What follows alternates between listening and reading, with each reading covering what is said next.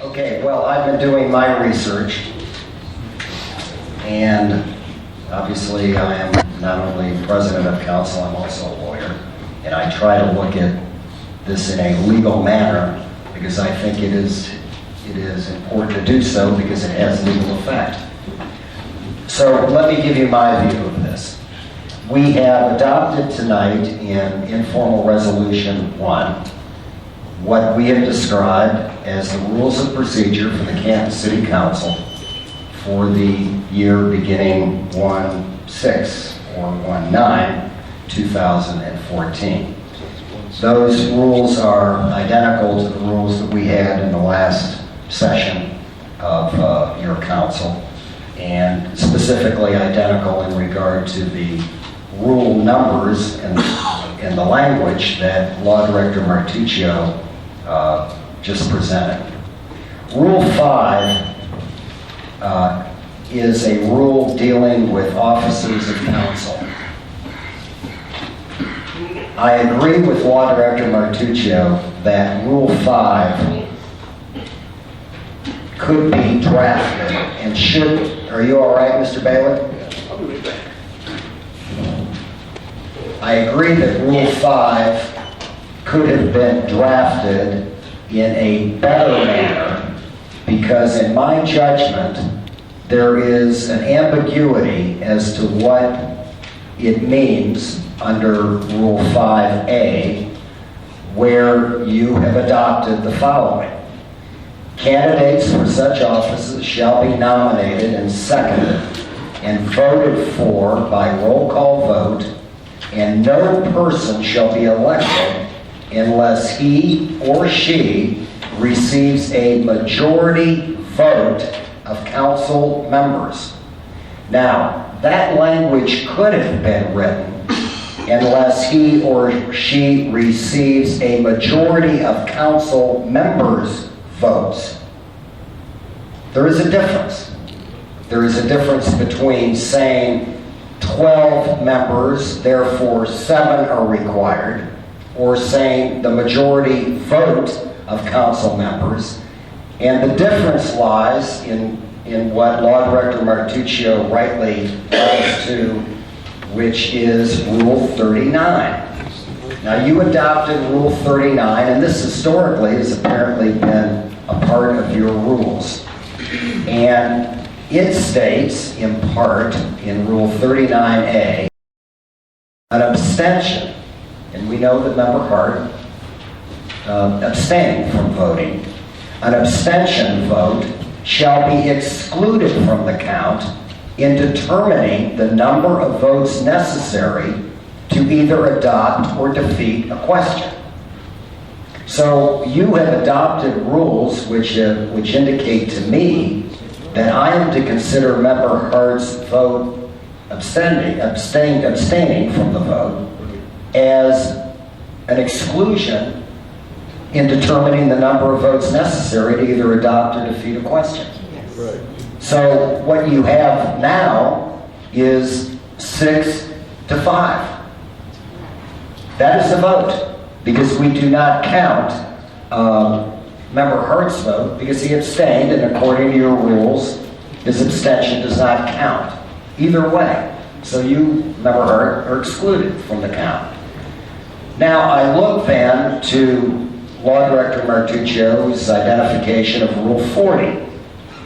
Rule 40 states votes required for passage.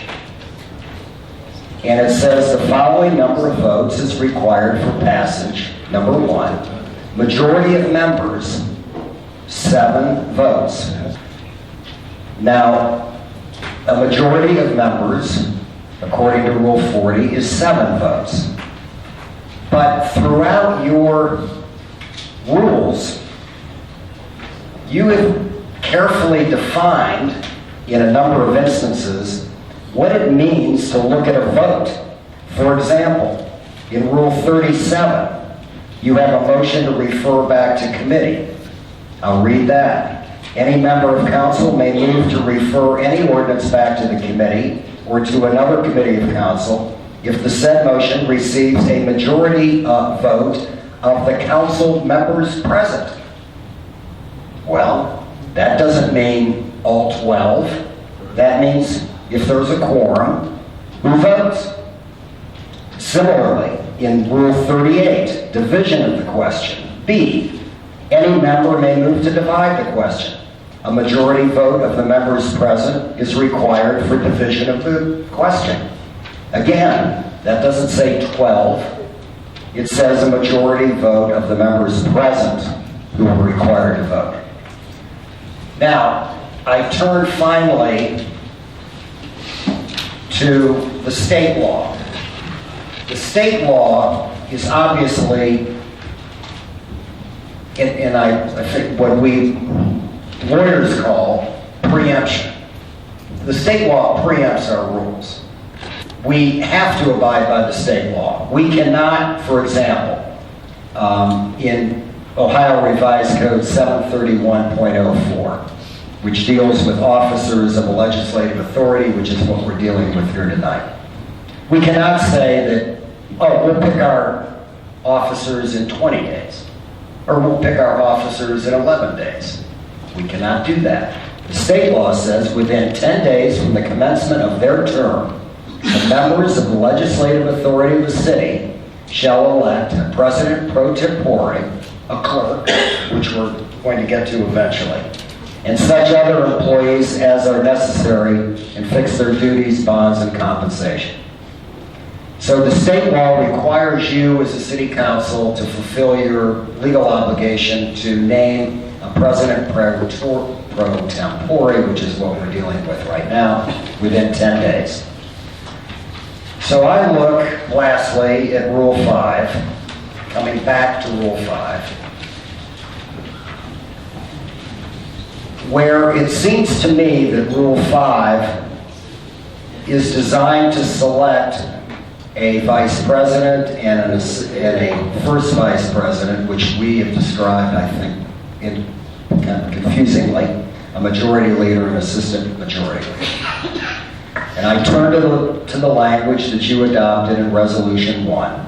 Candidates for such officers shall be nominated and seconded and voted for by roll call vote, and no person shall be elected unless he or she receives a majority vote of council members. I believe that majority vote of council members can be interpreted two ways. It can either mean what Law Director Martuccio said, 7, or a plurality, taking into consideration the abstention by Member Hart. I believe to give full force and effect and purpose to Rule 5, that you select an officer, vice president tonight within the 10 days. I believe giving full force and effect and purpose to Rule 5, majority vote means a plurality.